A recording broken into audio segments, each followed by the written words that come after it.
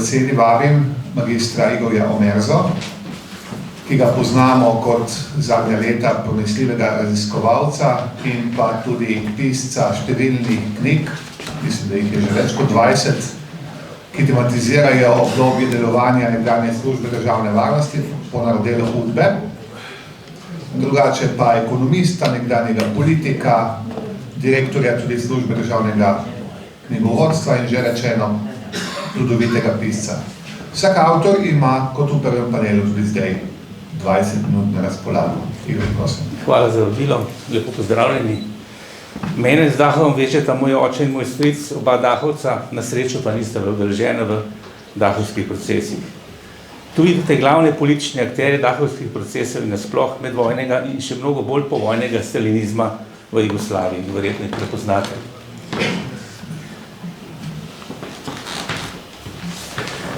Zdaj že nekaj o tem govorila gospa Tamara. O tem, kaj so govorili o Dahovcih na sestankih slovenskega komunističnega vrha v času lagerskih procesov, nisem našel nobenega zapisa. Zato bom za približek, kako in kaj se je govorilo in sklepalo na takih sestankih in uporabil besede notranjega ministra Borisa Krajgerja na seji slovenskega CK 4. junija 1947. Prva točka je nosila naslov Aretacije v Ljubljani na Gode. Povzemam Krajgerja, te piše Janez, to je njegovo partizansko ime.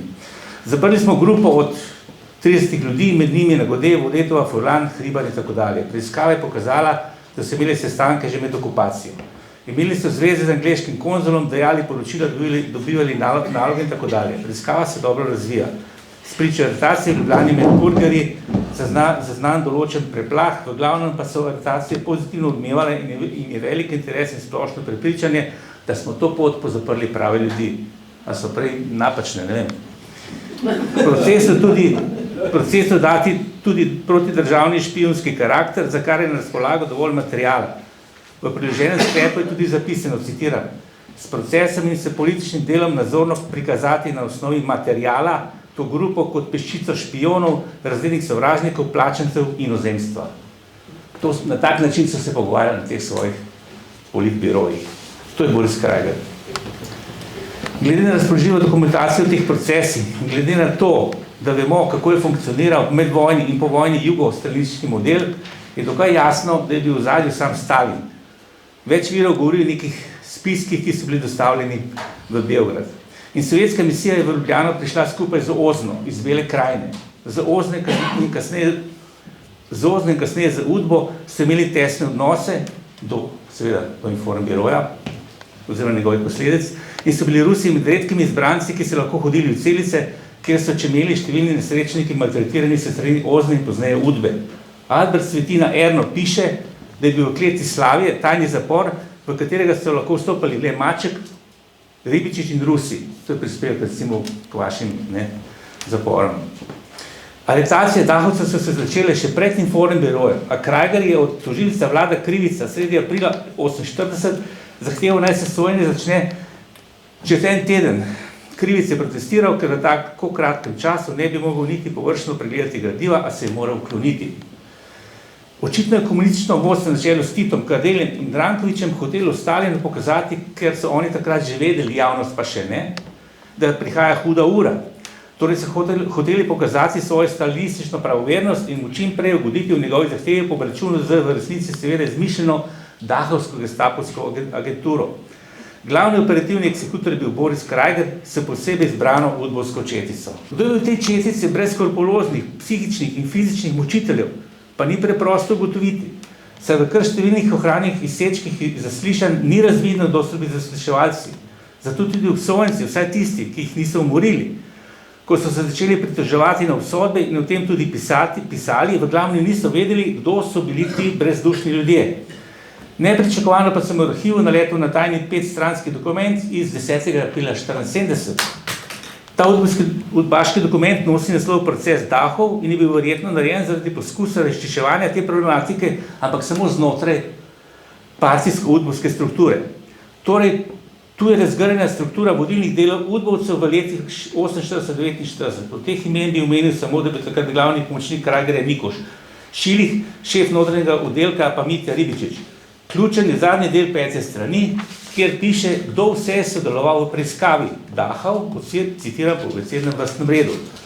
Bojc Pavle, Hilbert Kamilo, Ivanuš Branko, Kavčič Niko, More Ivan Žan, Peršič Bogomir, Renko Martin, Sagdin Karlo, Škraba Rado Gorast, medtem ko sta Dobrilović Miro in Pakiš Peter Čiko označena kot verjetna zasliševalca. Glede na ostale meni dostopne vire bi semkaj spadali še Majcel Nace, Pirkovič France in seveda Winkler Veri Alex, pa tudi Miha Čerin, a slednji z organizacijskega in ne z zasliševalskega vidika. Morda je bil v začetni fazi zasliševalec tudi Zdenko Roter, ki sicer v svoji knjigi Padle maskalica 13 piše, da so bili ti zasliševalci izraziti soroveži, a da jih noče našteti, da bi zaščitil njihove otroke pred zaznamovanjem. Ne vem, kdo pa ščiti otroke Dachovcev pred zaznamovanjem. In zakaj mislim, da je bil nekaj časa Dachovski zasliševalec tudi plavolasi udbojec Roter? Zato, ker Dachovska žrtev Andrej Bohinc piše, da ga je najprej zasliševal plavolas in dostojen človek in zato neprimeren, da od nedolžnega človeka napravi gestapovca. Zato sta ga zamenjala Martin Renko in profesionalni sadist Žan More, ker v Roter kot plavolasen zasliševalcu piše tudi Sirc, bi znalo biti, da gre v obeh primerih za Roterja. In še, prvič, v zapor je prihajal predsednik vlade Miha Marinko in prepričeval pripornike, naj kot komunisti priznajo vse, kar so počeli v taboriščih. Drugič, pri izbiri surovih zasliševalcev je notranji minister Krajger sprejel zahteve Matija Mačka, ki sicer ni bil več formalno v notranjih organih, a je zadržal svojo moč in vpliv v njih. Tretjič, tožilec Vlado Krivic se spominja, da je v času končevanja procesa v Ljubljani slučajno srečal Kardelja, ki je prišel iz Beograda, da bi tu spremljal proces. In tam mu je dejal, zelo si aktiven na procesu.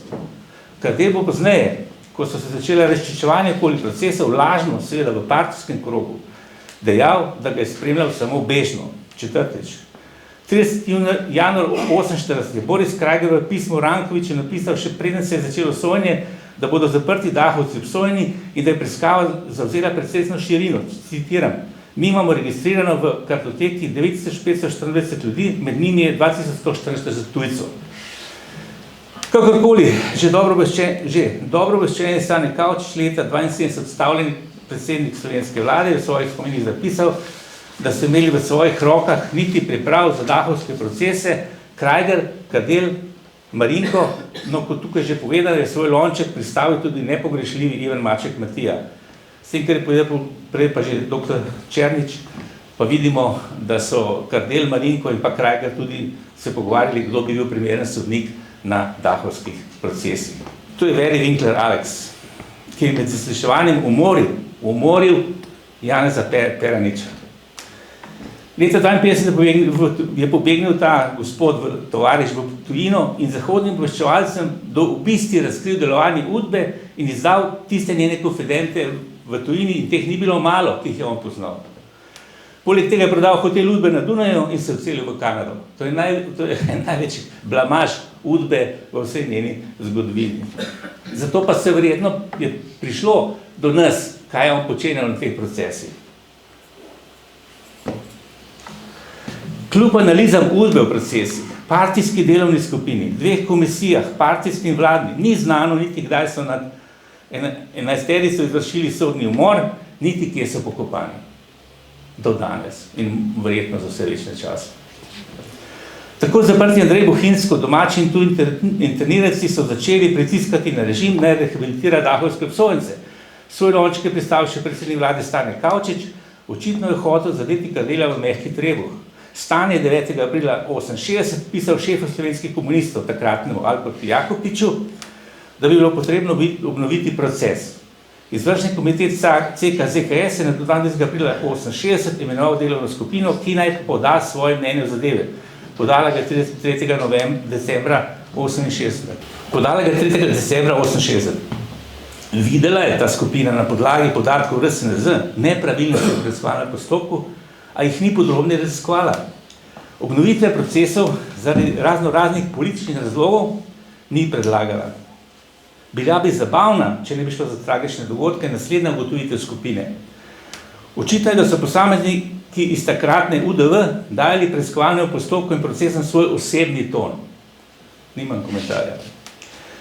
Toda pritiski so se stopnjevali in Kavčičeva vlada je ustanovila komisijo, ki je 30. marca 70 predlagala odpravo krivic. Pravosodje je tako dobilo politično zeleno luč in v naslednjih letih so bili vsi obsojenci pravno rehabilitirani. Vrh partije pa je do julija 84 vrtel v začaranem krogu izdelave moralne in politične rehabilitacije. En rehabilitacijski osnutek je naredil tudi Kučan, a ni bil sprejet. Nato so vendarle 11. julija 84 javno predstavili skupno izjavo predsedstva CK ZKS in RK ZSDL iz leta 77 in spremljajoče poročilo iz 10. julija 84. Potrebna je bila smrt Krajgerja, Tita, Kardela in Marinka, da so lahko njihovi nasledniki objavili neprimeren in nezadosten tekst iz leta 77, pa še ta ničvredni izdelek je bil falsifikat, saj so ga vmes še popravljali in ga tako predstavili kot original teksta iz leta 77, kar to ni bil. Zaradi pomanjkanja časa bom sedaj štafetno preletel samo nekatere udbovske dokumente, kjer se omenjajo dahovski procesi. Informacija o udbe slovenskem komunističnem vodstvu let 16. maj 69. Povzemam, uredniški odbor problemov je razpravljal o angažmaju revije za rehabilitacijo obsojencev dahovskega procesa. Poleg Rupla, udba ga je zalazovala pod kodnim imenom Negativ, je to vprašanje forsiral še glavni urednik Milan Pinter. Dalje. Informacija udbe 11. marec 71 poslana slovenskemu komunističnemu vrhu. Povzemam, v nekaterih študentskih krogih se razpravlja o dahovskem procesu in rehabilitaciji obsojencev. Urednik tribune Jaša Zlobec, udba ga je zalazovala pod kodnim imenom Trockist, je napovedal, ne bomo pisali samo o rogu, temveč tudi o dahovskem procesu. Dalje. Udbovski induktivni bilten 29. januar 1974 dobil ga tudi Milan Kučan, povzemam. Igor Torkar pripravlja pesniško zbirko, ki se dotika problematike dahovskih procesov. Po Rupljevih novelah Bele sobe in Kavčičevem zapisniku je ta pesniška zbirka že tretje literarno obravnavanje dahovskih procesov v razmeroma kratkem času. Dalje. Udbovski induktivni bilten 12. februar 1974 dobil ga tudi Milan Kučan, povzemam. Dosti komentarjev je ta krog, Pirjevec, Kermavnor, Andrej Inkret, Niko Grafenar, posvetil Kavčičevi knjigi zapisnik, ki govori o dahovskih procesih. Dalje. Udbovski bilten 23. april poslan slovenskemu komunističnemu vodstvu. Povzemam, Andrej Bohinc pripravlja zahtevo za odškodnino vsem obsojenim dahovcem, meni, da imajo vsega skupaj 67 let zapora. Dalje. Udbovski induktivni bilten 13. juni 75 poslan slovenskemu komunističnemu vodstvu. Povzemam, Andrej Bohinc je poslal pismo Zdenki Kidič, v katerem seznanja, da je bil leta 71 rehabilitiran v zvezi z dahovskim procesom. Pismo je priložil tudi pritožbo naslovljeno na Tita in Libičiča. Tudi to je v posebnem dodatku, tudi ta pritožba Titu je predstavljena v tem induktivnem biltenu. Informacija uprave za analitiko, ki je bila analitski podaljšek udbe, 9. april 1979, dobil je tudi Milan Kučan. Povzemam. V kratkem bo šla knjiga Igorja Torkarja 10. brat, v kateri poizkuša rehabilitirati obsojence v dahovskem procesu. Obsodbe in zaporno kazen doživlja kot grozljive, nedoumljive, netopirske sanje.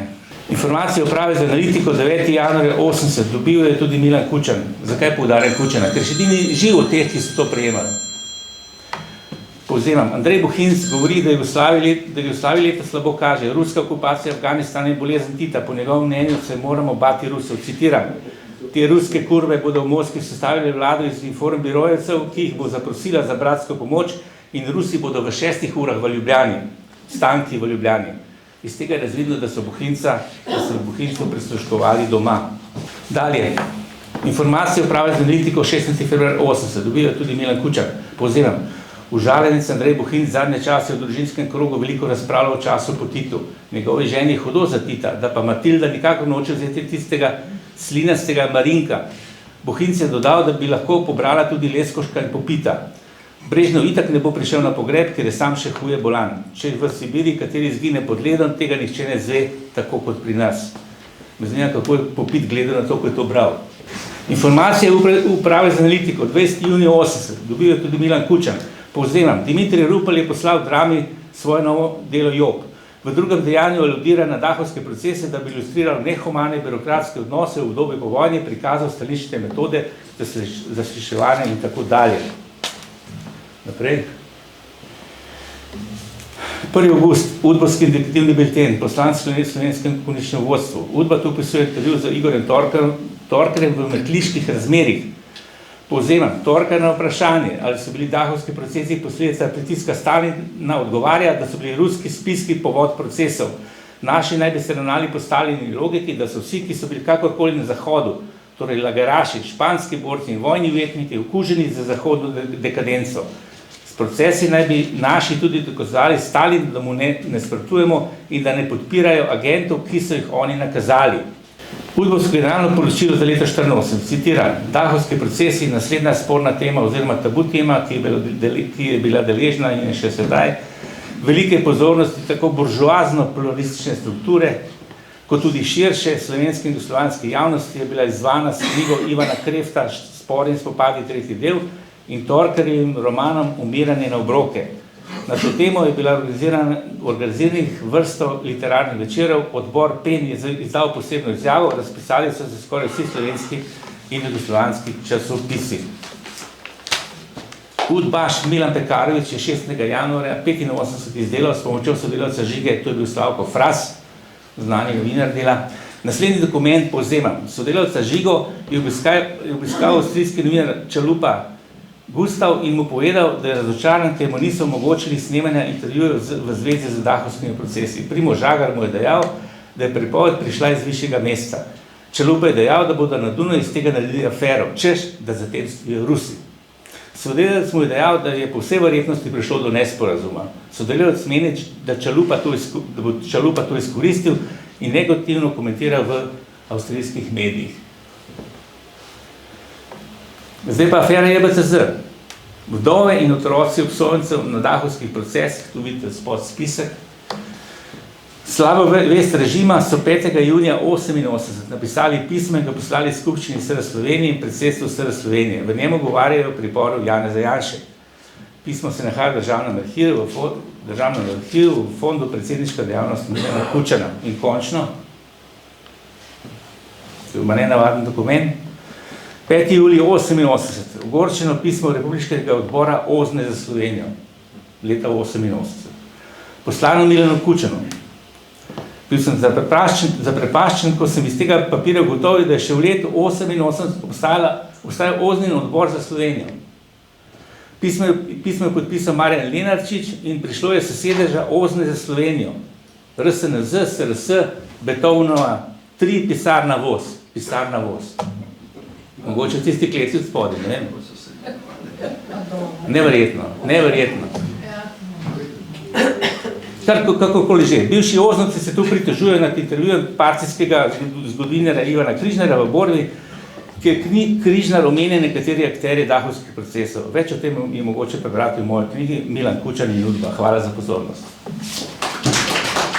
Vabimo že drugega referenta, dr. Željko Oset, tudi pronicljivi zgodovinar mlajše generacije, zaposlen na številnih evropskih projektih, nekdanji direktor muzeja ukinjenega slovenske osamosvojitve. Predstavil nam bo referat 4 življenjske usode v letih po polaganju temeljnega kamna za NUK. Spoštovane kolegice, spoštovani kolegi, najlepša hvala za besedo in seveda tudi za povabilo. Ko smo se pogovarjali o tem dogodku, je bil večkrat omenjen Igor Torkar. Meni je bolj znan po svojem prvotnem imenu Boris Fakin in on ni edini Fakin na Ljubljanski univerzi. Že predtem je bil drug profesor Ljubljanske univerze, Romeo Fakin, ki se je naveličal konstantnega zbadanja na višo nomen est omen, zato si je kot profesor strojništva spremenil svoje ime v Romeo Strojnik.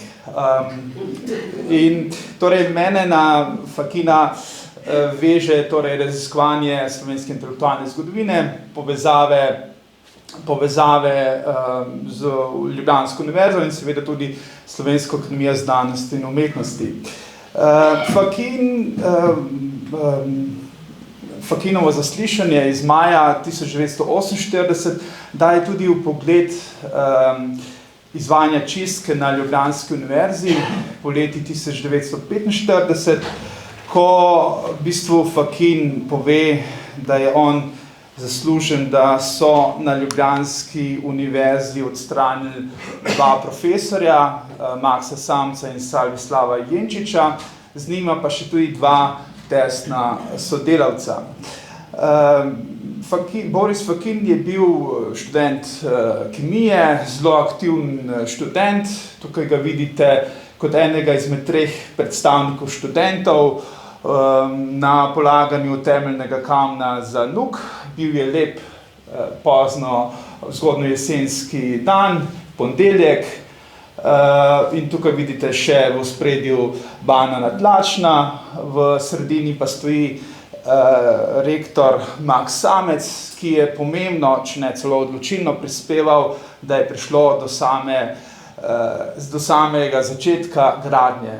Kot je znano, gradnja se je dolgo časa odlagala in je Samec kot rektor, seveda so tudi ostali pomembni dejavniki, ampak Samec je bil praktičen človek in je uspel preiti tiste tehnične zagate, ki so bile povezane s samim pričetkom gradnje. In tukaj vidimo torej Fakina, ki o tem dogodku poroča v reviji 1551 in pove sledeče. Ni ta mrtva zgradba edino, kar nas veseli. Potrebna je bila, zato smo se borili zanjo. Večja je živa zavest naše narodne skupnosti, naše moči v delu za potrebe slovenskega, tolikokrat zatiranega naroda. Uspeh nam daje vero v naslednjega in še bolj prihajajočo generacijo, ki ne bo zrasla v medsebojnih sporih, temveč v skupnem delu. Torej poudarja pomen sodelovanja tudi s študenti drugačnih idejno-nazorskih opredelitev. In ta položitev temeljnega kamna je torej ena takšna prelomnica, ki predstavlja povečane investicije v institute Ljubljanske univerze, še posebej Kemijskega inštituta na Mirju. Je bi bilo za študente pomembno vprašanje tudi šolnin in splošnih pogojev v Kemičnem inštitutu. Boris Fakin večkrat poroča, da so razmere v Kemičnem inštitutu na Vegovi, v kleti Realke, katastrofalne, nevredne bodočih izobražencev, intelektualcev, in da je pač stvar nedopustna, sramotna, in te razmere so se še poslabšale, zato ker je prišlo v 30 letih do bistvenega porasta študentov. To je pa pač posledica splošne gospodarske krize in pričakovanja študentov, da bodo lažje dobili diplomo, če bodo imeli službo, če bodo imeli diplomo tehniške smeri. Na drugi strani pa je financiranje, kot vidite na vaši levi strani, se zmanjševalo. In tukaj so tudi prikazane razlike v financiranju in vidite, da je Ljubljanska tehniška fakulteta zelo slabo dotirana iz javnih sredstev, bistveno slabše, kot to velja za Beograjsko univerzo. Zaradi večjega pritiska na tehniško fakulteto so se pogoji torej poslabšali, zato je podjetni Samec povišal šolnine, kar je blazno motilo študente in še posebej pa Borisa Fakina, ki je o tem večkrat pisal in je protestiral proti visokim laboratorijskim taksam.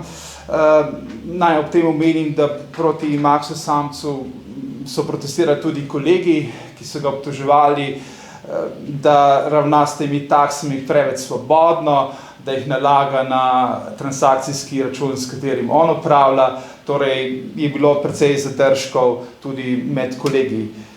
Študenti so se pa pač pritoževali in očitno je nastala zelo huda razmera. Kajti v teh zaslišanjih po drugi svetovni vojni med kemiki, še posebej pa pri Borisu Fakinu, vidimo, da je pač bilo stanje po drugi svetovni vojni v poletju 1945, ko se je izvajala čistka, torej prevetritev kadrovske zasedbe Ljubljanske univerze, seveda po zgledu predtem izvedenem že v Beogradu, in so bile pač različne kategorije. In je v tem zaslišanju iz maja 1948 Fakin izpovedal, da se je zavzemal, da pridejo na fakulteto Boris Krajnc, Tibor Škerlak, Mirko Košir, in je torej posredoval pri prosvetnem ministru Ferdu Kozaku, da torej se odstranijo, citiram, škuterska profesorja, kot sta Samec in Jenčič, in torej se da priložnost mlajšim sodelavcem, in ob tem še navede, da sumi, da so bili starejši profesori nekakšni agenti. In da torej, če se želi plan sprememb in tudi potem gospodarske obnove realizirati, je potrebno namestiti mlade kadre in tudi od njih zahtevati poglobljeno sodelovanje z gospodarstvom. In je potem tudi povedal, da se je z nekaterimi profesorji, kot je recimo Krajncem, sprl, ter bo očital, da je popuščal starejšim profesorjem, da je bil naklonjen vrnitvi Maxa Samca nazaj na univerzo, ali pa vsaj, da bi se Samcu omogočilo raziskovalno delo, in da ga je razočaral, da torej ni prišlo do poglobljenega sodelovanja med Ljubljansko univerzo in industrijo. In to pač v maju 1948 moramo razumeti v kontekstu distanciranja od Krajnca, ki je bil prav tako vključen v dahovske procese, na drugi strani pa tudi nekako poudarjanje svoje vloge iz poletja 1948. Torej, o tej temi čistki na Ljubljanski univerzi je že precej stvari znanih, tukaj lahko bi kaj povedal Aleš Gabriš, ki je o tem napisal raziskovalno poročilo. Glede Maxa Samca pa je šel zbornik iz leta 2015, kjer so te zadeve sorazmerno dobro pojasnjene, oziroma je pač dodan ta pogled z novim gradivom, predvsem udbovskim gradivom, kot je recimo tale dokument. In torej, pri teh spremembah, pri čistki so bili posebej aktivni mlajši sodelavci, pogostokrat se omenjajo asistenti profesorjev, ki so pač imeli jasen karierni cilj in so pri tem poudarjali različne dejavnike o stikih svojih profesorjev z nemškimi kolegi, o tem, da pač so ovirali določene kolege, favorizirali druge, in tudi poudarja se recimo naklonjen odnos do okupatorjev, še posebej v povezavi z Maxem Samcem. Max Samec je bil torej avgusta postavljen na razpoloženje, podobno Salvislav Jenčič. Njegova tesna sodelavka Marta Blinc pa je izgubila službo. Mari Rebik, četrti, tudi tesen sodelavec Maxa Samca, pa je dobil dekret o vnovičnem imenovanju, ampak se je potem oktobra 1948 zavzel za svojega prijatelja in predlagal, da Maxu Samcu omogočijo raziskovalno delo v Univerzitetnem kemijskem inštitutu, da mu pomagajo pri nabavi kemikalij, da mu hipotetično dopustijo tudi kakšno predavanje, saj Max Samec je veljal za največjega kemika, utemeljitelja ljubljanske kemijske šole na področju kolloidne kemije, pa tudi sicer imel zelo dobre povezave v mednarodnem okolju in ravno zaradi teh njegovih znanstvenih kvalifikacij ga je Boris Kidrič mu omogočil, da v okviru akademije se mu uredi najprej laboratorij, da ga torej prevzame med svoje sodelavce Slovenska akademija znanosti in umetnosti in potem je iz tega začasnega laboratorija v prostorih NUK-a, potem začasnih prostorov na Selendrovi ulici, zrastel Kemijski inštitut. Sprva v okviru Slovenske akademije znanosti in umetnosti, nato pa kot samostojen raziskovalni zavod. Torej, ta prehod Maxa Samca nazaj v akademski svet, torej na področju, ki je bil njemu zelo bliz in ljub, in po vojni je zahteval samo to, da se mu pusti raziskovalno delovati, da lahko dokonča še nekaj razprav. Ta želja, da bi dokončal raziskave na njemu ljubemu, domačemu področju, niso bile docela uresničene, zato ker je bil interes oblasti, da bi Max Samec, torej kot prvo, vzpostavil resno znanstveno inštitucijo in kot drugo vzgojil znanstvene kadre na evropski ravni. Sam inštitut pa bi se ukvarjal z raziskavo izdelave koksa iz domačih premogov. Torej, težava pri tem je bila visoka vsebnost žvepla in je torej nekaj let Kemijski inštitut pod vodstvom Maxa Samca se torej ukvarjal, kako zmanjšati delež žvepla v procesu koksiranja. In torej Max Samec, o katerem v poletju 45 in tudi še v nadaljnih letih imamo veliko negativnih poročil, negativnih oznak, konstantno se poudarja škutarstvo, narodnost njegove žene, želja po denarju, statusu, moči, se zaradi njegovih raziskovalnih dosežkov ta pogled spremeni. Dobi tudi 2 Prešernovi nagradi in znova je izvoljen za člana Slovenske akademije znanosti in umetnosti. Želel je, da bi njegovo mesto, vodstvo Kemijskega inštituta, prevzela njegova najtesnejša sodelavka Marta Blinc, ampak se ta želja ni uresničila. Tako da po njegovi smrti se njegov kabinet pridruži nazaj Kemijskemu inštitutu in v bistvu se torej njegova želja ne uresniči. Kar se tiče Salslava Jenčiča, je bil podobno kot Samec avgusta 1945 postavljen na razpoloženje. To pomeni dejansko na čakanje. Jeseni, novembra 1945 je zaprosil za upokojitev, bil je upokojen kot srednješolski profesor in honorarno je začel sodelovati Samcem v okviru najprej laboratorija in nato Kemijskega inštituta. Po 2 letih dobi znova stalno zaposlitev na Kemijskem inštitutu, kjer v bistvu je zelo tesen sodelavec in postane tudi vodja raziskovalnega oddelka, ki se ukvarja z bitumeni. Veliko bolj trd pa je bil pristanek za Marto Blinc,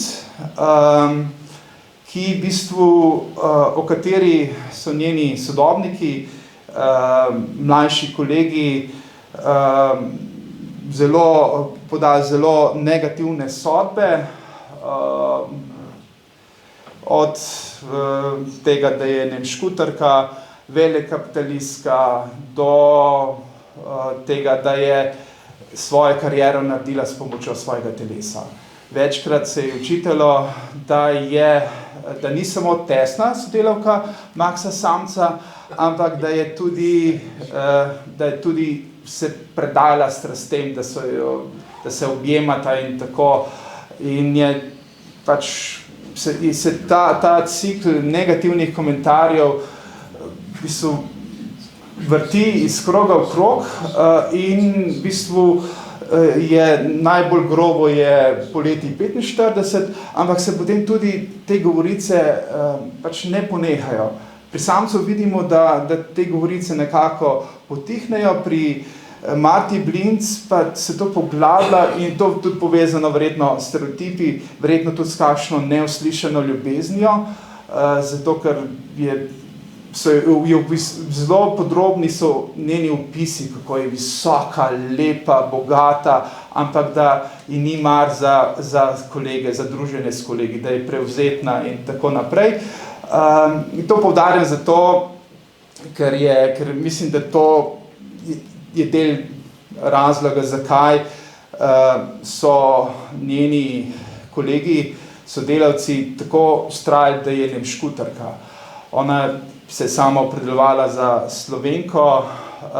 Če ste bili prej pozorni, pri reviji 1551 je tam bila navedena reklama steklarne Koloman, to je v bistvu bil njen sorodnik, ona je bila glavna dedinja in je torej dejansko financirala svoje kolege, njihovo revijo, potem slabih 10 let pozneje pa so v bistvu kolegi znali ne povedati samo najslabše, zelo grde reči. In je torej bila kot Nemka izseljena iz Slovenije na začetku decembra 1945 in se potem njen profesor Max Samec vztrajno trudil, da bi se lahko vrnila v Slovenijo in je v bistvu tukaj zelo pomagala Slovenska akademija znanosti in umetnosti, še posebej predsednik France Kidrič, ki je želel omogočiti samcu čim boljše pogoje za raziskovalno delo. No in jeseni 47 se je lahko vrnila v Slovenijo in takrat je Udba ugotovila, da so očitki, da bi bila članica Kulturbunda povsem izmišljeni. In se torej lahko vrtila. Najprej je bila prisiljena potovati, je delala torej za zvezno komisijo in potem šele po 2 letih se je lahko je lahko prišla na Kemijski inštitut, kjer je potem postala zelo tesna sodelavka, pričakovala, da bo postala nova vodja inštituta, ampak se to ni uresničilo, zato ker je Max Samec tik pred smrtjo pridobil velik ameriški projekt v vrednosti $2 milijonov. To je bil gigantski projekt in je s tem denarjem se lahko financirali 80% takratnega Kemijskega inštituta in pač preprosto so njeni kolegi bili bolj spretni od nje. Mari Rebek pa je torej pač bil zelo tesen sodelavec Maxa Samca, na Ljubljansko univerzo prišel leta 20 in torej bil zelo tesen sodelavec. Po vojni je dobil dekret o vnovičnem imenovanju, ampak takrat se je zelo odločno zavzel za svojega kolega Maxa Samca. To pa naj bi mu škodilo pri pač njegovih sodobnikih, kolegih, ki so dosegli, da je njegova žena bila uvrščena na seznam Nemcev za izselitev. Bila je pač Nemka, ampak mnogo takšnih dvojnih parov dveh narodnosti ni bilo nobene težave in so lahko ostali. No, v primeru Rebeka posredovanja za njegovo ženo niso bile uspešne, zato se je Rebek odločil, da gre skupaj z njo v Avstrijo. Najprej sta bila v prehodnem taborišču in potem je pa dobil redno zaposlitev na Karl in Francovi univerzi v Grazu. Tukaj pa en prikaz Samčeve 70-letnice, vidite nasmejane obraze in v bistvu poanta je, da v akademskih krogih je zelo dobro imeti en takšen spomin in neke standarde, ker potem tisti, ki imajo resno podlago v znanosti, se lahko vrnejo nazaj in ostanejo v akademskem svetu. Hvala za pozornost. Vabim še zadnjega referenta, ki prihaja iz, bomo rekli, naravoslovnih znanosti. Zadnjega referenta še na tem panelu. In sicer je zdaj je prostor za razpolago za profesorja dr. Marka Dolinarja, doktorja biologije, ki je drugače profesor na fakulteti za kemijo. Predstavil nam bo referat z naslovom Kemik Boris Kranjc, načelnost, idealizem in smrt. Dr. Dolinar, beseda je vaša. Dobar dan. Vesel sem, da lahko predavam taki publiki vidim mojo profesorico zgodovine iz srednje šole, tako da imam tremo, pač navajen sem predavati naravoslovcem, kemikom, biologom, zgodovinarjem, pravnikom, pa še nisem. Povedati moram, da sem se te teme lotil ne kot raziskovalec zgodovine, ampak kot raziskovalec življenja nekega kemika oziroma lahko rečem na nek način svojega predhodnika. Sem trenutno v vlogi predstojnika katedre za biokemijo in sem šel gledati zgodovino biokemije na fakulteti za kemijo in kemijsko tehnologijo in v zborniku v 90-letnici fakultete sem našel seznam prvih profesorjev. Na tem seznamu vidim kot biokemika Rika Repiča, ki je bil habilitiran leta 1961, tukaj piše 64, kaj bilo pa predtem? Predtem je bil sicer neke vrste biokemik Richard Klemen z nekoliko nesrečno usodo, ker je bil kočevski Nemec in je leta 1941 se odločil, da odide iz Ljubljanske univerze, naslednji pa nikoli znan slišal prej Boris Kranjc. Boris Kranjc je bil habilitiran po tej evidenci leta 1947 in leta 1947 je tudi zaključil z delom na univerzi. In takrat meni ni bilo jasno, kako je to možno, zakaj nekdo, ki se zaposli še istega leta, neha predavati na fakulteti. Seveda prva stvar, ki jo moja generacija naredi, je, da gre na Wikipedijo in pogleda, kdo je bil ta Boris Kranjc. In videti je zelo malo. In moram reči, da žal, in to je eden mojih dolgov, še vedno o njem ne piše skoraj nič bistveno več, kot je pisal leta 2017, ko sem se s tem začel malo bolj natančno ukvarjati. Skratka, zvemo, da je deloval, da je bil zaprt v taborišču Dachau, da je bil obtožen na del Oswaldovem, torej prvem dahovskem procesu in da je bil obsojen na smrtno kazen z ustrelitvijo. In ko sem se zakopal to delo, sem moral pregledati precej virov, tukaj so našteti nekateri, za katere sem se odločil, da so mogoče bolj pomembni kot kakšni drugi. Če danes gledam nazaj, se mi zdi, da je bilo nekako tako kot brskanje po internetu, kjer ti nek algoritem že kar ponudi naslednji klik. In tako je bilo tudi tukaj. Ena zgodba je odpirala drugo, en obsojenc se je navezal na drugega obsojenca, v zapisnikih zaslišanj na dahovskem procesu so govorili drug o drugem, predvsem pa je bilo zelo zanimivo to, kar je počel Dachovu. Ta percepcija dahovskega taborišča se je v mojih očeh povsem spremenila. Torej, ne povem nekaj o Borisu Kranjcu precej faktografsko. Boris Kranjc je bil rojen na Reki, kjer je bil njegov oče zavarovalniški uslužbenec, torej v vseh njegovih dokumentih piše, da je bil rojen na Kantridi pri Reki, ker je v bistvu naslov otroške bolnišnice.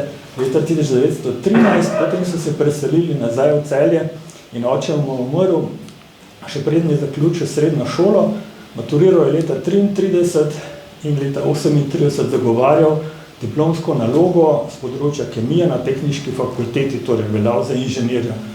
To mogoče ni čist prezentno, ampak kemiki so bili dveh vrst, eni, ki so bili bolj pedagogi in so študirali na filozofski fakulteti in nekateri, drugi, ki so bili bolj inženirji in so študirali na tehniški fakulteti. Torej, on je bil inženir. Potem se je pa izpopolnjeval v nekem naključju na Kemijskem inštitutu v Berlinu. To je bil zelo znan inštitut z zelo dobrimi kemiki. Kako je prišel nekdo iz Celja v Berlin, prišel je ob posredovanju Maxa Samca. Prej ste že slišali, kako pomemben je bil za slovensko kemijo. In Samčov nečak je doštudiral kot sošolc Borisa Kranjca in oba je poslal v Nemčijo z neko štipendijo, verjetno nemško, in en je šel v Heidelberg, Kranjc je šel pa v Berlin. Ta štipendija je bila zelo verjetno 9-mesečna, ampak Kranjc je po 6 letih vrnil v Slovenijo. In ne vemo točno, kaj je bilo. Vemo samo, da je prišlo do nekega spora med njim in šefom te skupine, v kateri je deloval. Njegov šef je bil pa profesor Hess, ki je dan znan kot precej naklonjen nacionalsocializmu, ve se, da je hotel izriniti neko kolegico, ki bi lahko kandidirala za predstojnico. Skratka, so ga očrnili kot nacista. Potem je pa služil vojaški rok v Kruševcu, ta skrajšan, tako imenovan dijaški rok, v kasarni, kjer so izobraževali tudi tiste, ki so bili bolj usmerjeni v kemijsko bojevanje in obrambo. In leta 1940 sta išla 2 članka, v katerih je bil soavtor v reviji Nemškega kemijskega društva. Ta 2 članka sta videti nekoliko marginalna, ampak sta bila v nadaljevanju zelo pomembna.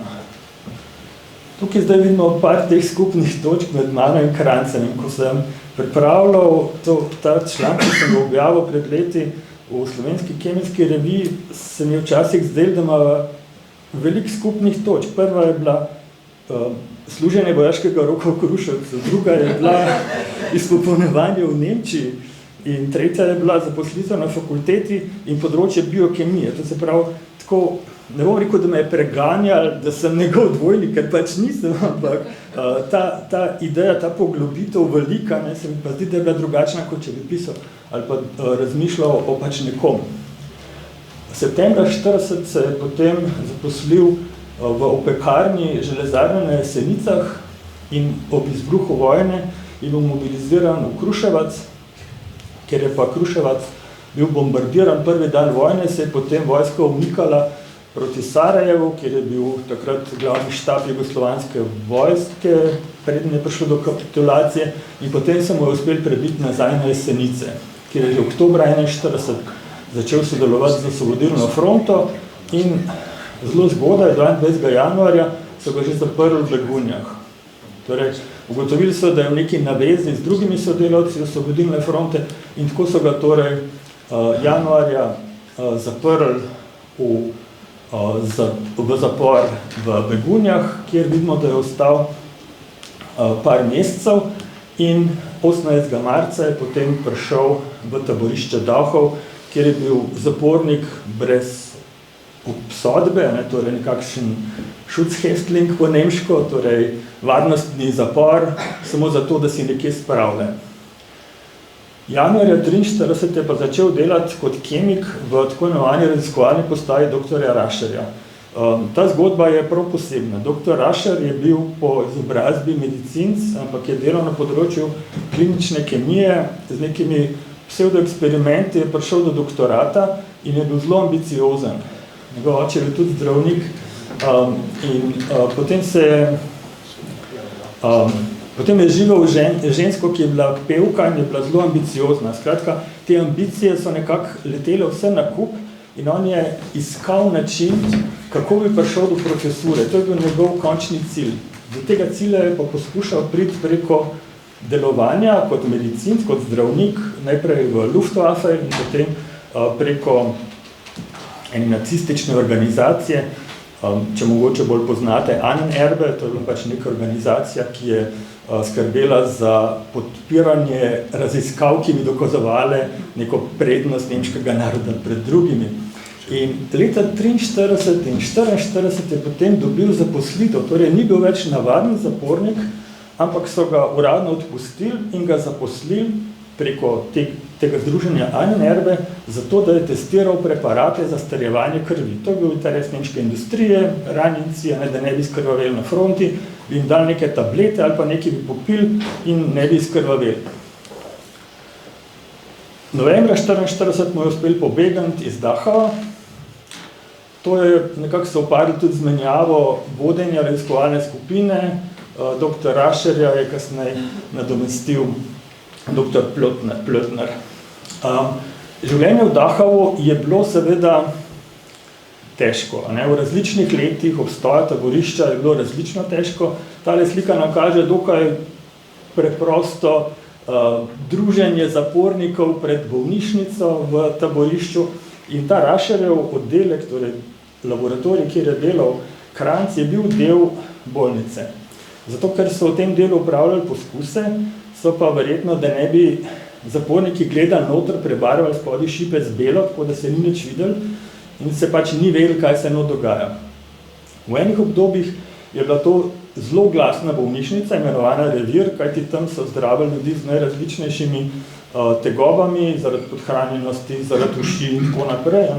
Ampak v enem delu, to je bila baraka 5, je pa bil raziskovalni laboratorij, kjer so upravljali različne analize. Najbolj zloglasne so tiste, kjer so poskušali na zapornikih, kaj se zgodi pri znižanem zračnem tlaku, to se pravi, če so jim izsrkali zrak, tako da so bili tako na pol v vakuumu, koliko časa preživijo oziroma kako se njihovi življenjski parametri spreminjajo. Potem je bilo, kaj se zgodi pri ohlajevanju, to so ohlajevalni eksperimenti in te, recimo pa, da so tretji najpomembnejši eksperimenti zastarjevanje krvi. Rašerjeva skupina je štela približno 10 ljudi, od tega je bilo samo par raziskovalcev, recimo v narekovajih. Rašer je pa znan potem, v bistvu bolj po svoji ženi, ki ni mogla zanositi, ampak je imela otroke. Izkazali se, da so ti otroci v bistvu ukradeni iz porodnišnic, nekim neznanim materam, ki so jim rekli, da so otroci umrli v porodu. Je bila pa osebna prijateljica Himmlerja in sta skupaj z možem neprestano sporočala, kako napreduje družina in spet smo noseči in spet bomo imeli otroka in tako so prišli do 3 otrok. No, ob tej ambicioznosti je pa Rašer tudi gledal, kako bi boljš preživel, velika družina, veliki stroški in tako se je spečal v taborišču z enim zapornikom, ki je bil podjetnik in je delal sredstvo za izdelavo marmelad, v bistvu pektinski preparat, za katerega je pa vedel, da so na njem Francozi že dosegli neke uspehe, češ da izboljšuje starjevanje krvi. No in o tem Rašerju obstaja ena zelo obsežna knjiga, ki jo je napisal biokemik Siegfried Baer s pravim imenom Hubert Rehm, kjer je na osnovi arhivskih rezultatov, številnih pogovorov svojce opisal to čudno življenje in delo. Torej, raziskovalna postaja Sigmunda Rašerja, kasneje Kurta Plötnerja, je imela v resnici samo 4 izobražene kemike in to so bili Boris Kranjc, Karl Barle, Milan Stepišnik in Rudolf Emanuel Punzengruber.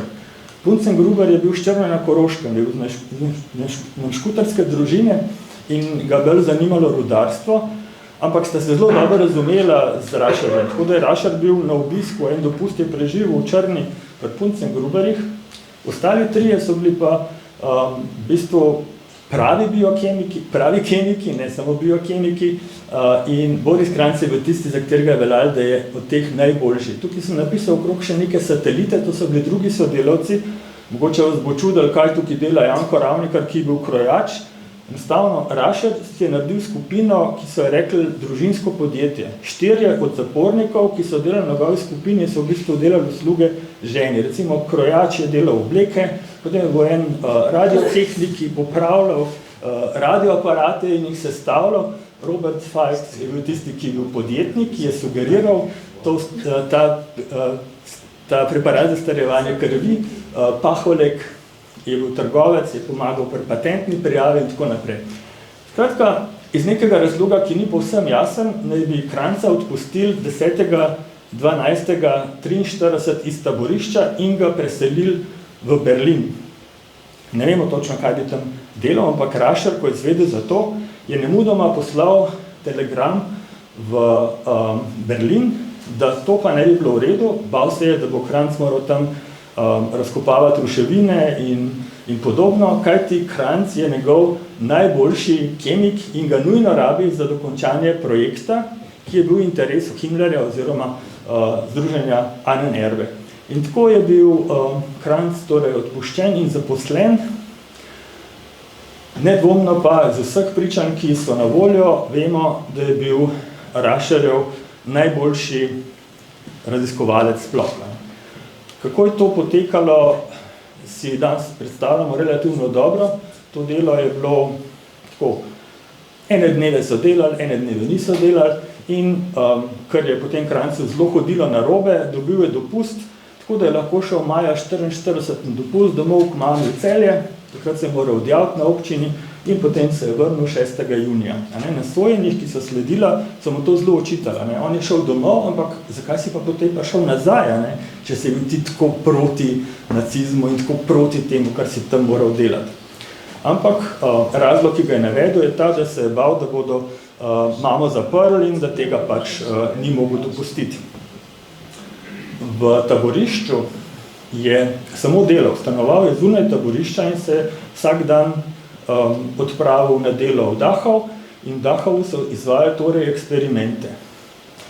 Iz tako novanega Stepišnikovega zvezka, ki mi ga je dala na pogled gospa Katarina Stepišnik, je razvidno, kako so eksperimenti potekali, torej na enem zaporniku, za katerega so napisali, koliko je bil velik, koliko je bil težek in kdaj so eksperiment delali, so izvajali 7-urni eksperiment, kjer so mu jemali kri, to je bilo po 1 ml krvi, to ni nekaj, da bi skrvavela.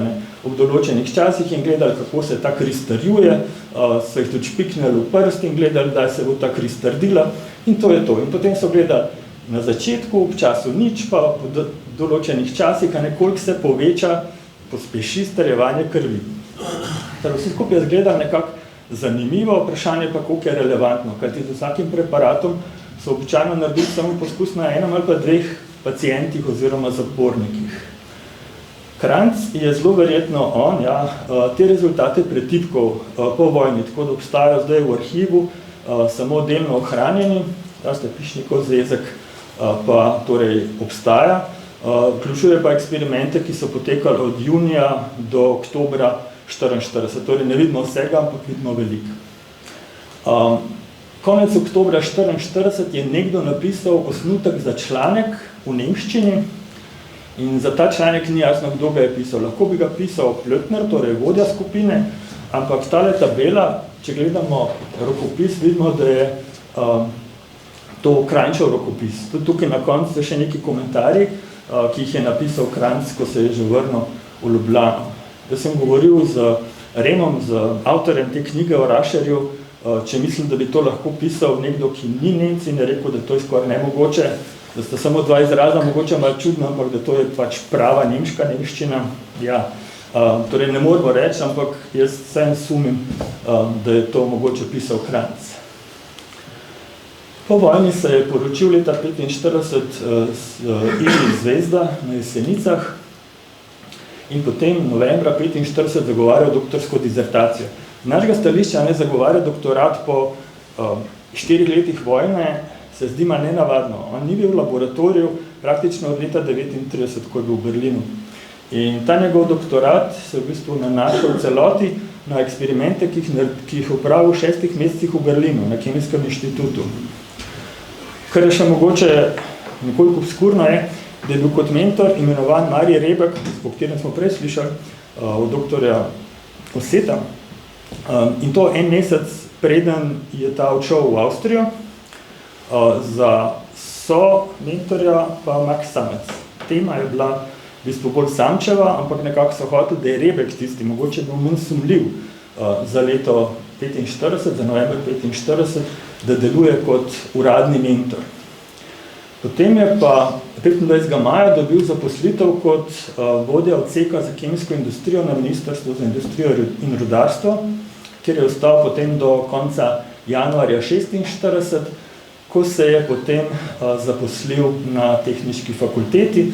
5. januarja 46 so ga imenovali za docenta, to je bilo pač z dekretom na osnovi očitno njegovih 2 člankov, to se danes zdi zelo nenavadno, če hočemo biti realni, ali je to mogoče neke vrste političen vpliv, nekdo z 2 člankoma postane.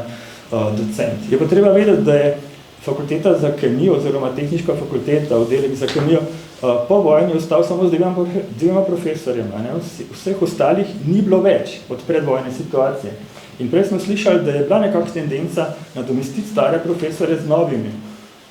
Torej, to mogoče zdaj lahko vidimo kot neki izhod v sili. Imamo tukaj Kranca, on je biokemik, čeprav za našega stališča bi rekli, da je to bolj organska kemija, dajmo ga zaposliti. Ampak že 27. oktobra 1947 so ga aretirali in če pospešimo, obsodili na prvem dahovskem procesu na smrt z ustrelitvijo. Kot kaže, ga niso ustrelili 12. maja 1948, kot piše v dokumentih, ampak je verjetno umrl zaradi slabih pogojev v zaporu, verjetno leta 1949, saj tako se zdi.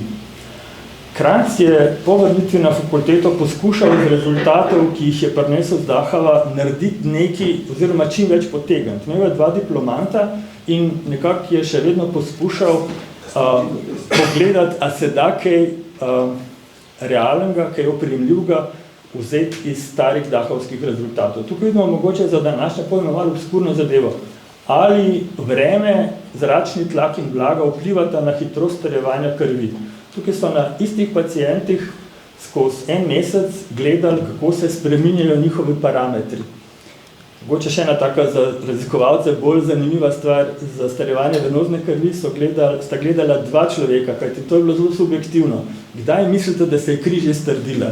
In recimo en je rekel po 4 minutah, en je rekel po 3 minutah 55. To je v redu, ampak so bili tudi primeri, ko je bila razlika kar velika. En je rekel po 4 minutah in 6 sekundah, en je rekel po 4 minutah in 57 sekundah. To se pravi, vse skupaj je bilo zelo subjektivno. In na taki subjektivni osnovi je temeljil doktorat Rašerjev in tako naprej. Skratka, zelo subjektivni rezultati, ki bi bilo težko reproducirati. Kranjc je hotel iti na izpopolnjevanje v Sovjetsko zvezo. On je znal v bistvu samo nemško, on ni znal angleško, nekdo ga je pa prisilil, da gre z jugoslovansko delegacijo v London na pogovore o nakupu neke opreme za kemijsko industrijo. V zadnjem hipu so mu uredili potni list. On je pa ves čas govoril, da ne bi šel in da bi šel rajš v Rusijo. So rekli, ok, bo šel v Rusijo, kad prideš nazaj. In tudi ta odhod v London so mu na koncu čitali, češ, da je v tem času prišel stik z neko tujo obveščevalno službo, ki ne bi bila britanska in da je takrat torej, te zaupne podatke iz Jugoslavije nesel tujcem. Preiskava in aretacija pravzaprav se je zgodila 27.10. Kdo je opravil to prvo zaslišanje, prvo tudi zaplembo njegovega gradiva, to je bil major Škraba. To se pravi nekdo, ki ga potem srečujemo naprej in ki je sodeloval tudi pri pripravi ocene procesov v kasnejšem obdobju. Arhiv hrani ogromno strani o Borisu Kranjcu. Iz tega je razvidno, da so zaslišanja potekala od 6.11. pa vse do konca, tako rekoč po njegovi formalni smrti. Njegove izjave so bile na začetku zelo realistične v zadnjem času in to je en rokopis, neka njegova izjava, ki ni datirana, ampak sklepam po številki in potem, kako piše, da je to bilo nekje v zadnjem obdobju pred začetkom sojenja, kjer uvideva, da mu pravzaprav ne bo uspelo priti iz tega zapora, čeprav bi bil pripravljen narediti karkoli, da se izkaže resnica.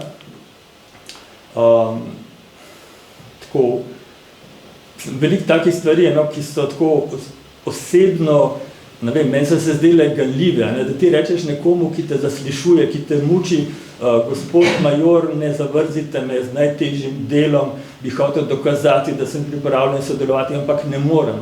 Tukaj je ta njegova iskrenost, ki se kaže praktično ves čas.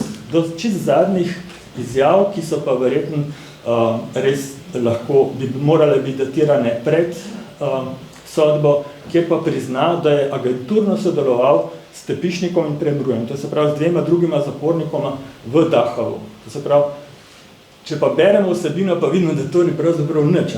On v bistvu pove, da so se pogovarjali, samo da to, da so se pogovarjali, pove tako, da se je pogovarjal z agentom, ampak čim enkrat rečete, da se pogovarjali z agentom, potem ste tam.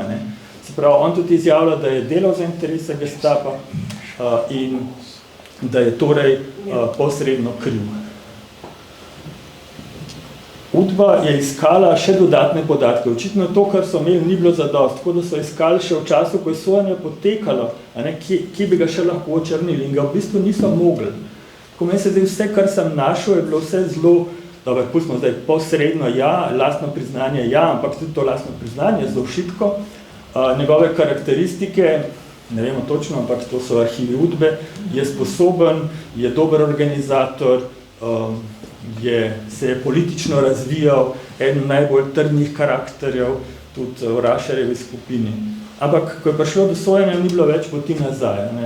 Časopisi so takrat pisali na široko o tem, konkretno spet o Kranjcu, zaslišanje je bilo drugi dan sojenja in njegove izjave, ja, samo pač, da je bil špion, da je bil strokovnjak, ki je sodeloval pri teh raziskavah, ampak v resnici zelo šibko.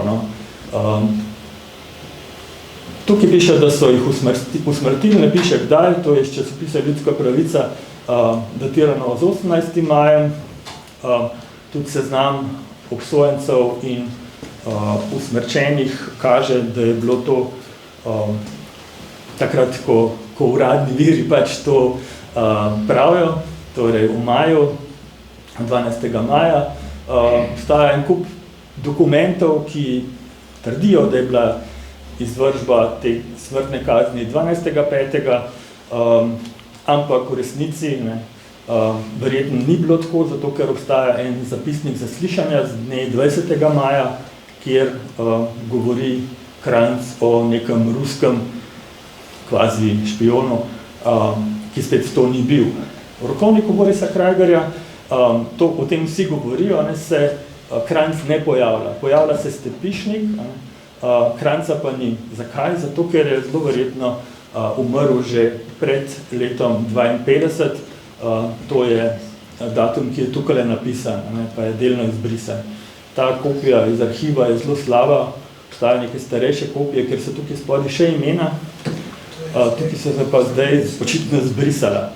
Če gremo zdaj nazaj, raziskovalna postaja v Dachavu in sojenje na Dachovskem procesu v Ljubljani, enostavno 4 sodelavci obsojeni na smrt, Janko Ravnik na 10 let zapora, Puncengruber, ki je bil tudi kemik, pač ni prišel v Slovenijo, on je bil odpuščen iz Dachova in je dobil mesto nekega rezervnega policista, tako da je živel v Münchnu in ga niso preganjali. So ga zasliševali, ampak ga niso preganjali, potem se pač ugotovili, da ima nekega očeta, ki ni bil uradni oče, ki je bil očitno nek plemič in potem ima neke francoske korenine, je potem šel v Kanado, potem z Kanade prišel nazaj, pisal knjige o raznih stvarih. Skratka, kdo je nastradal? Nastradali so Slovenci. Nastradal je Rašar, zato ker so ga pač ubili zadnjih dneh aprila 45 v Dachavu. Zaprli so ga, zato ker so ugotovili te malverzacije in zavajanje Himmlerja in tako naprej. Pa je tako, da so odprli Luputo, ko bi moral dobiti zajtrk in so ga ustrelili noter. Se pravi, brez obsodbe. Njegovo ženo so uradno ubili po nekakšnem sojenju. Plötner, ki je bil tudi zaslužen za številne eksperimente na ljudeh, pa je sicer šel skozi zasliševanje in sojenja po vojni, ampak on je živel čisto normalno življenje, dokaj normalno življenje po vojni. Dachovski procesi, ne moramo reči, da so bili usmerjeni na inteligenco nasploh, ampak če pogledamo zdaj tiste, ki so bili preganjani, je nenavadno veliko kemikov. Kaj je razlog za to?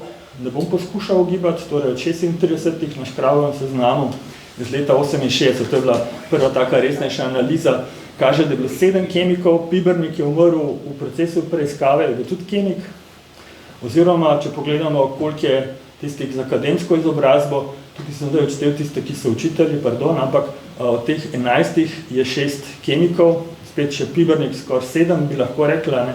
In od 15 obsojenih na smrt je bilo 5 kemikov. Kdo za to zaslužen, ne vem. Ne? Sigurno kemikov ni bilo veliko.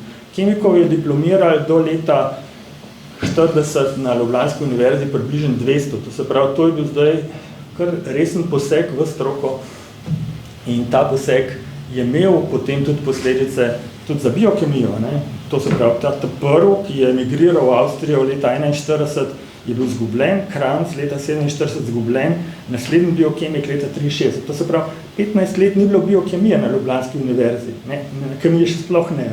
To se pravi, to je zastoj ene vede, ki v 15 letih lahko ogromno naredi. Ne? In tukaj ni, ne? Tukaj se to ne more primerjati organsko, organsko in tako naprej. Po vojni se dogaja marsikaj, slišali ste za pobude, za rehabilitacijo žrtev. Krančeva žena Ivi Kranc je bila zelo agilna, to se pravi, poskušala na različne načine, tudi leta 68 pri tem mladinskem gibanju, ne, priti nekako zraven, pisala je Jovanki Broz, potem prišla je do Krajgerja preko diplomantke, ki je bila najprej svakinja in tako naprej. Nikjer ni prišla do nekega napredka, niti ni izvedla točno, kje je bil usmrčen, kje je pokopan, enostavno nič. Ne. To se pravi, osebna zgodba neke stroke, ki je zastala in en kup teh epizodnih vlog, če se osredotočimo na Kranca, ne, ki kažejo, da so bile podobne usode pri Stepišniku, pri Dilu, pri Puflerju, pri praktično vsakem od teh obsojencev, ki so enostavno zginili in jih nimamo. Hvala. Zdaj smo ga pustili več časa, kot bi bilo na razpolago, ker je bil tako zanimiv. Veliko novih stvari, zanimiv case study. Bomo nadaljevali še kakšen case study slišali. Verjamem, da imate kakšno vprašanja za njega, ali imamo vprašanja za njega, to predlagam, da profesor Dolinar ostane kar tukaj, če se strinjate. Se pa upravičujem za zamudo, jaz Jaz vam čisto kratko vprašanje, dober dan, čestitam. Ali je bil član Zveze komunistov ali ne? Očitno, da je bil. Večina jih je bila, večina, nekateri zelo dolgo, eni so bili izključeni. Vi mislite, da je bil? Jaz mislim, da je bil. Nisem pa videl nobenega dokumenta. On je bil zaprt v Begunjah z razlogom sodelavec KB. To se pravi, dvomim, da je takrat v resnici bil, ampak sigurno je pa pred zaposlitvijo na ministrstvu, saj jaz mislim, ne, moral pristopiti.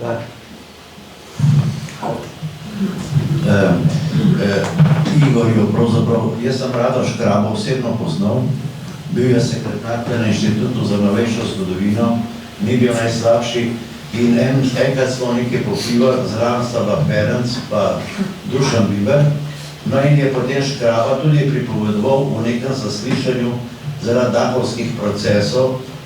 Nimam več spomina, je bil to Križnar, ki je zaslišoval kdo, ampak je rekel je, tako tu se pa spomnim, rekli so, očitali so videli, da so jih pretepli. Je rekel, gotov sem, da je stegno roko, da bi jih pa prav mučil, tega pa nisem videl. Hočem povedati, da nekje ta dokument, verjetno bilo to pri leta 74, torej prej sem šel pojakom, bi moral ta dokument nekje videti, da je to arhiv od CK-ja, a je to kakšna Križnarjeva zapuščina, nimam pojma, mogoče bi Ivanič to vedel, če bi povedal. Ampak nekje eni dokumenti morajo biti, ker so to zastišvali. Jaz sem probal priti tudi do Žana Moreta, ampak nisem bil uspešen, ker pa sem poznal očeta njegovega brata, ne čaka se smo bili otroci, ki so bili moji sosedje na mestu. Ampak Žan More, Boris Andrijanič, direktor, ki je bil njegov sošolc, tudi preko Andrijaniča sem probal, pa enostavno Žan More ni bil dostopen, čeprav je potem nastalo živo na mestu. Mislim, da je umrl po samosvojitvi, dvomem, da ga je kdo sploh zaslišal, gor na Trške gor, čez Slovik na čigavi zemlji imel rikan. In pač tle so bile najvelike napake po samosvojitvi, tako tudi pri Žanu Moretu, ki je pravzaprav kot je Areska Travnova, bil en velik strahopetec, pa zelo krval. Ta je bil imate najhujši od vseh. Kar se pa Rotarja tiče, jaz sem dolgo časa iskal, kdo je bil, da za Rotarja povsod piše, da je bil prijazen, ne? Ampak ponavadi imel Korenček zmeraj tudi Palco, ne? So rekli, da je Rotarjeva Palca je bil pa Max. Kje je Max? Završnik. Ja. Okay.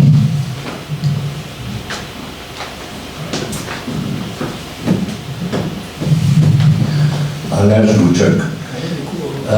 Moj oče je bil v Dachavu, pa je to Meržicah. Napisal je tudi knjigo Polnikarti, kjer pa piše ogromno o organizaciji taboriščnikov, ki so počeli sabotaže.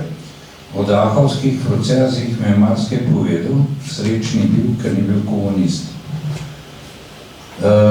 On se je takrat na procese nekako noter urinil, da je prisluškoval. To ste vi omenili, da je čudno se obnašal pa govoril.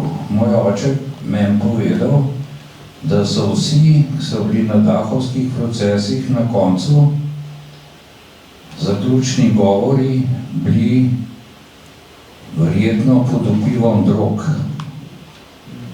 Da so jih drogirali, da so priznali svojo krivdo in tako naprej. Dotaknil bi se pa še nečesa, kar je Igor Omerza omenil. Vlado Krivic je bil državni tožilec. Moj oče je sorodnik bil njegove žene, Ade. V Tigorju je srečo, kar potrjuje, kar je Igor povedal, da mu je rekla, da je prišel Vlado iz Beograda ves besen, kjer je dobil 800 strani obtožnice, kmalu so se začeli procesi in sploh ni mogel prebrati. A je ta obtožnica bila pisana v Beogradu, ali so tam hoteli potrditev. Še eno zadevo bi omenil, ki je oče omenil, da Vlado Krivic kot državni tožilec, ko so že imeli zaključne govore in jih končali, je še prosil za besedo, ker je nenavadno. In jaz sem pozabil tistega odvetnika, ki je oče ga imenoval, da ga je na Hrulu upil, da mu je šla celo Krivicu pena na usta, da je zagovarjal tega in tega obsojenca in da bi moral biti on ravno tako obsojen.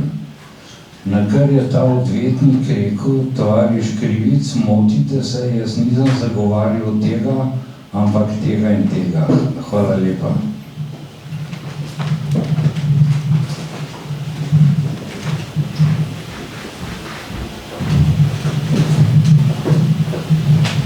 Dobar dan. Moje ime je Martin Konte, moj ded je bil 6 let, 3 mesece in 3 dni na govornem otroku, njegov brat je pa tam umrl. Jaz imam eno vprašanje, ko malo vodamo, vse moram narediti. Za vse zgodovine, za gospod Pečar, za gospoda Černiča, za gospoda Omerzo. In sicer naslednje mene zanima. Ali je kdo v tej slovenski zgodovini naredil, kako bi s tem rekel, en pregled po kohortah slovenskih komunistov, pravzaprav kako so recimo od leta 1925 do druge svetovne vojne, ne drugo svetovno vojno, po drugi svetovni vojni, do golega otoka Zginja. Namreč bom po nazoru, mi končujemo družinsko študijo o zgodovini od leta 850 do danes in imamo vse te zapore in vse komuniste, so bile študije noter od Krage do Kradelja, vse, kar jih je. In sicer bom takole po nazoru. Leta 1928 Aleš Bebler, Konte in Osvald naredijo študentski klub za združitev vseh Slovencev, pod katerimi kakršnikoli državni ureditvi. Leta 1929 grejo Konte, Kardel, Kidrič, Tomšič in Osvald ponovno na grad in zakurijo ogenj v času oktobrske revolucije. Leta 1934 in 1935 sta Marinko in Konte šefa partije za Slovenijo. In tako je pravzaprav naprej. In zdaj pa smo v letu 1945, ko je Osvald državni, pa 46 državni sekretar v Beogradu, Konte državni sekretar v Beogradu, Kidrič je v Beogradu, Kardel je v Beogradu, Miha Marinko je tukaj. Se pravi, ko je Miha Marinko hodil na obisk v v bistvu zaradi tem, so jih na dahovskih procesih zaprli, je pravzaprav hodil na obisk svojim sošolcem in prijateljem od 20. leta naprej. Zaradi vsi ti v mojih teh najdem Tila, najdem Koširja, najdem Borisa Krajgerja in v osnovi najdemo tudi skupaj Borisa Krajgerja, Osvalda in Tila v sestankih iz leta 30 let. Se pravi, v tem smislu, ko nekdo reče, je prišel Marinko pogledati, ali pa prišel Kradek pogledati, on ni šel pogledati pravzaprav zapornike nekih procesov. On je prišel pogledati svoje prijatelje od 19., 20. leta, 21. leta in tako naprej. Zato me zanima, a je kdo pogledal, če je kakšna logika v tehle od leta 28 do leta 48, kdo je ta, mislim, da je gospa Pečar je rekla čiščenje komunistov, gospod Černič je rekel samovolja skupina vladajočih.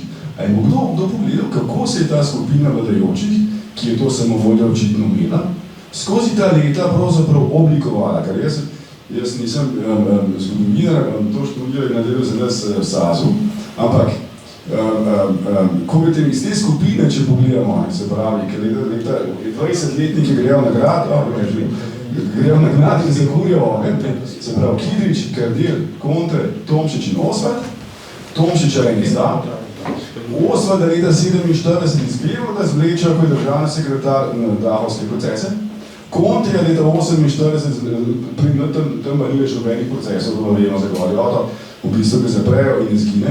In zdaj glede na to, da je njegova žena Borisa Krajgerja skrila med vojno, doma, in je potem šla vprašati Borisa Krajgerja, kam se kot nekaj sove, Boris Krajger ni povedal. Ampak, a je kdo v zgodovinske stroke skozi tak daljši prečet časa pogledal, kako se je ta skupina vladajočih naredila? In jasno, ker meni se zdi, da pravni, formalni, takovih dahovskih procesov in tako naprej, še nekaj bom rekel, moj praded po drugi strani je bil sodnik. Njegov sin, Vital Oblak, je bil sodnik. In boste našli Vitala Oblaka na sodišču, tam je tablo, po drugi strani družine. In na Prula boste našli tablo, namreč, ker je umrl v Dachau. Ta isti sodnik je bil šef VOS-a za Ljubljano leta 43, leta 44, se pravi, uradni sodnik čez dan, VOS-ovc čez noč. Zdaj pa, tem gospodom, se pravi, sodnikom, doktorja z Dunaja, sin doktorja z Dunaja, on pravni, je bilo kristalno jasno, kakšen je pravni sistem bil prevojn, se pravi, od leta, recimo, 1880 naprej, do vseh pravnih norm do zdaj. Tem gospodom je bilo vsem kristalno jasno, če lahko rečem še tako, da dr. Vito Krajger, ki je bil leta 45, spet po izdrali umre, je bil ravno tako pravnik, sošolc mojega dela, kateremu je pravni sistem kristalno jasen. Zato me zanima, če je kakšna logika, ker druze, kot samovolje, nekaj ljudi, ki je vsem popolnoma kristalno jasno, kako svet funkcionira, kako funkcionira sovjetska revolucija in kako funkcionira pravni sistem od leta 28 do leta 48. No, to bi zelo malo vprašanje, v čem smislu.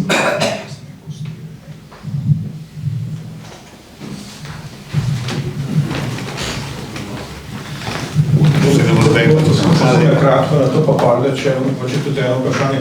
Deloma je na to odgovarjal pokojni Ervin Dolenc v enem svojem prispevku, ko se zdaj ne spomnim točno naslova, je pa v knjigi v zbirki razpoznavanja Inštituta za novejšo zgodovino, kjer točno daje te spore med generacijske spore znotraj partije in seveda, kako pa ta generacija po 37, ko Tito pride na oblast, pa njegova skupina, kako ostale potem potiska na stranski tir in veliko teh je seveda tudi kasneje po letu 45 v nemilosti. Za nekatere imamo papirnate dokumente, za nekatere imamo pa ustno zgodovino. Denimo, ko je Tito v Parizu, pa v tistih letih, ko se ga postavlja na čelo komunistične partije, je glavni organizacijski sekretar tisti, ki pravzaprav vse vodi, pa se spozna na organizacijo, pa se lahko z ljudmi pogovarja, Prežihov Voranc.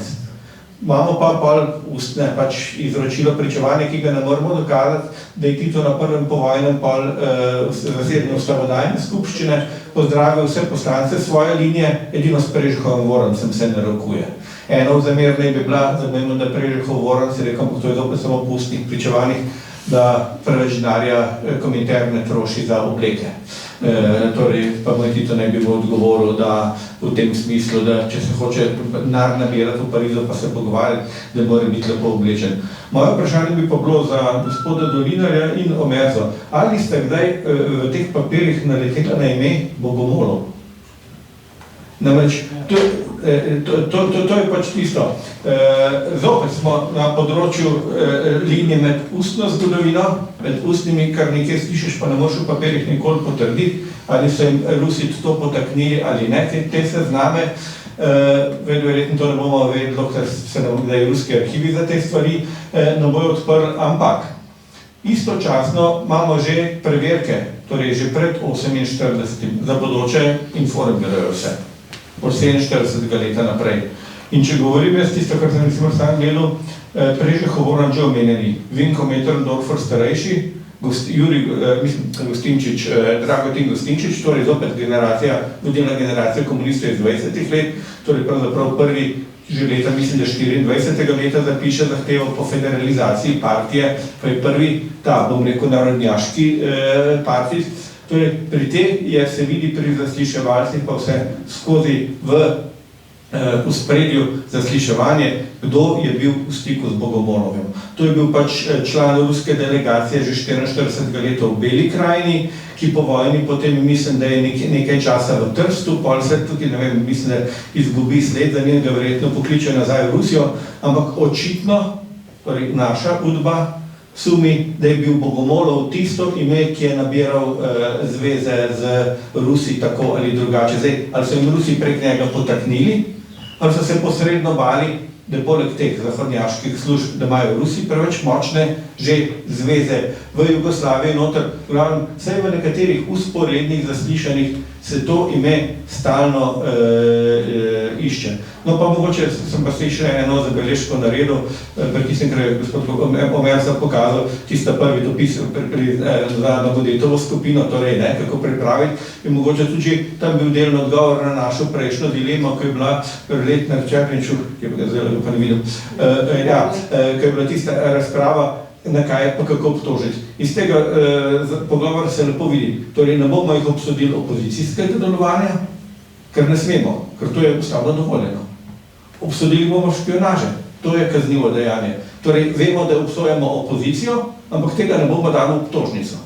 Obtožnico bomo dali špionažo, to se je pa treba zmisliti, pa nekoga dokazati.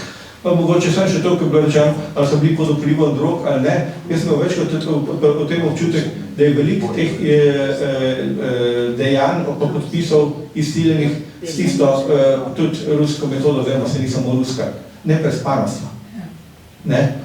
Mislim, da je tudi, nima čelo Angela Vodenik, ki je šel v spominih od 7000, kar so ti podskakli, se več nisi vedel, kaj delaš, samo spasi hotel. Torej, da je tisto dan brez noči, noč brez dneva in telo in že po toliko in toliko dnevih več ne ve, kaj dela. Še zadnje vprašanje, prvo bomo počati, ker je Pavzor še zadnje. Vam se ne zdi, da so davovski procesi na oblike nadaljevanja obračuna med večjimi generacijami partnercev, unih iz 20, unih iz 30, unih šle, da je tle še kakšen drug, znam, da če gospod je torej vprašal, kakšen je ozadje vsega tega. Ker na to odgovor še nismo dobili. Sprav, vam se zdi, da to ni tako? Je sekundarno zame. Kaj pa je primarno? Primarno pa, se pravi, to, ali so nam Rusi kaj dali, ali ne potaknili notranje spore, pa očiščevanje. Ampak to je prav, zato nimaš v slovenskih arhivih, nimaš potrditve, ne moreš brez tega, brez kakšnih tujih arhivov. Ker meni bil tudi ta zadnji referat o biokemiji, pa to, torej, ali so Rusi, ampak to imamo zopet vse na oral history, da so Rusi zamerili kao, da so Slovenci delali eksperimente na ruskih ujetnikih. Mi ne vemo, kateri ujetniki so bili to, na katerih so eksperimente delali.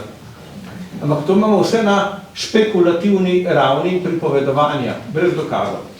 In da bi se na osnovi teh špekulativnih ravni upal dati končni zaključek, jaz se upam. No, 8 pa 3 nista kemika. Ja.